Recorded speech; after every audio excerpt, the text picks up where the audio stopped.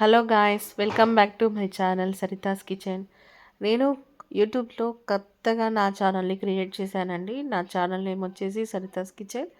నా ఛానల్లో ఈరోజు మార్నింగ్ బ్రేక్ఫాస్ట్ కోసమని పూరీ చేశాను. పూరీలోకి కర్రీ వచ్చేసి శనగపిండితో కర్రీ చేశాను. దాని విధానం ఏంటో చూద్దాం. ఒక గిన్నెలోకి తగినంత గోధుమ పిండి తీసుకున్నాను. గోధుమ పిండిలో తగినంత సాల్ట్ వేసుకున్నాను. కొంచెం కొంచెం నీళ్ళు పోసి మెత్తగా కలుపుకోవాలండి. తర్వాత ఒక 2 స్పూన్స్ ఆయిల్ వేసి మెత్తగా కలిపి ఒక హాఫ్ అన్ అవర్ దాన్ని సోక్ చేయాలండి మూత పెట్టేసి. తర్వాత కర్రీలోకి వచ్చేసి శనగపిండి కర్రీ అండి. దాంట్లోకి మనం శనగపిండి ఒక బౌల్లోకి తీసుకొని తగినంత అండి, నేను ఒక 6 మెంబర్స్కి చేశాను ఇది. మనం కొంచెం శనగపిండి తీసుకుంటే చాలండి. వాటర్ పోసి కలుపుకుంటే అది చాలా కర్రీ అవుతుంది. మీరు చూడండి ఎలా చేస్తానో చూడండి. ఇది శనగపిండి అండి. శనగపిండి గిన్నెలో తీసుకొని కొన్ని కాస్త నీళ్ళు వేసుకుంటూ మనం పిండిని మెత్తగా కలుపుకోవాలండి. ఇలా ఉండలు లేకుండా ఇలా మనము ఒక బీటర్తో తీసుకొని ఇలా ఇలా ఇలా కలిపితే మనకి ఆ ఉండలు లేకుండా వస్తుందండి పిండి. చూడండి ఇలా కలుపుతాను. ఇలా మనం ఈ దోశల పిండి మాదిరి కలుపుకోవాలండి. ఇలా కలుపుకొని ఒక 10 మినిట్స్ మనం పక్కకు పెట్టేసుకోవాలండి. తర్వాత ఒక బాండీ తీసుకొని అందులో ఒక 2 స్పూన్స్ ఆయిల్ వేసుకున్నాను. ఆయిల్ వేసుకున్న తర్వాత ఒక టేబుల్ స్పూన్ జీలకర్ర వేసుకున్నానండి నేను. తర్వాత ఒక టేబుల్ స్పూన్ తాలింపు గింజలు వేసుకున్నాను. అలాగే దీంట్లోకి ఆనియన్, పచ్చిమిర్చి వేసుకున్నానండి. స్లో ఫ్లేమ్లో పెట్టి ఉడికించాలండి దీన్ని. మనం కలుపుతూ మగ్గించాలండి దీన్ని. మనం హై ఫ్లేమ్లో పెడితే మాడిపోతుంది, దీని టేస్ట్ మారిపోతుంది, గుర్తుపెట్టుకోండి. స్లో ఫ్లేమ్లో పెట్టి ఉడికించాలండి.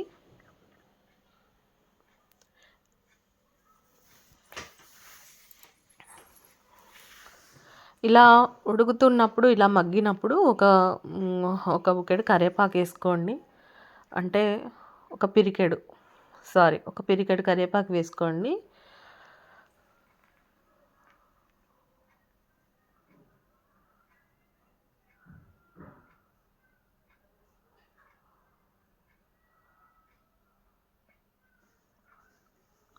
ఇలా మగ్గిన తర్వాత అండి ఒక స్పూన్ అల్లం పేస్ట్ వేసుకోవాలండి.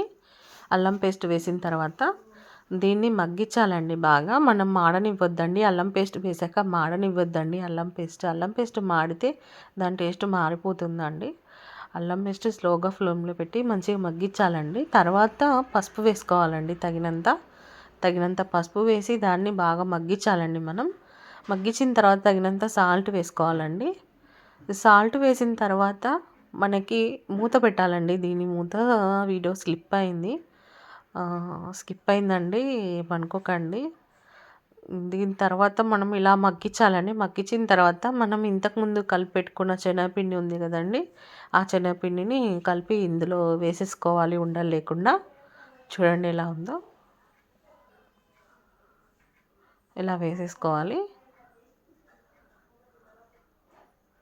ఇలా వేసిన తర్వాత మనం మంటని హై ఫ్లేమ్లో పెట్టకూడదండి, స్లో ఫ్లేమ్లో పెట్టి ఉడికించాలి. ఇలా స్లో ఫ్లేమ్లో పెట్టి ఉడికిస్తే అది స్లోగా ఉడకాలండి. హై ఫ్లేమ్లో ఉడికిస్తే అది అనేది మనకి ఉడకదండి, అంత పచ్చి పచ్చిగా ఉంటుంది. ఇలా మనం స్లోగా పెట్టి ఉడికిస్తే అది చక్కగా ఉడుకుతుందండి. ఇంకా మీరు ఉంటే కొత్తిమీర వేసుకోండి. అది కర్రీ అయిపోయిందండి. తర్వాత దీనికి వచ్చేసి పూరి ఒత్తుకుందామండి మనము. ఇప్పుడు పూరి ఒత్తుకునే విధానం చూడండి.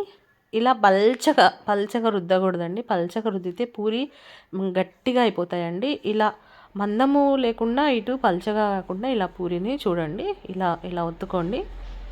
ఇలా ఒత్తుకొని దీని ఇప్పుడు నూనె వేడిగా ఉండాలండి. మంచిగా వేడిగా ఉండాలి. ఇలా ఉండాలండి నూనె వేడిగా. ఇలా కాల్చుకోండి. అంతే అండి. లాస్ట్లో చూడండి, మా బాబుకు పెడతాను. మా బాబు ఎక్స్ప్రెషన్ చూడండి. ప్లీజ్ అండి నా ఛానల్ని సబ్స్క్రైబ్ చేసుకోండి, లైక్ చేయండి, షేర్ చేయండి, ముందుకు తీసుకెళ్ళండి. నా ఛానల్లో మీకు ఎలాంటి నేను పెట్టిన వీడియోస్ మీకు నోటిఫికేషన్ ద్వారా వస్తాయి. లైక్ చేయండి, షేర్ చేయండి.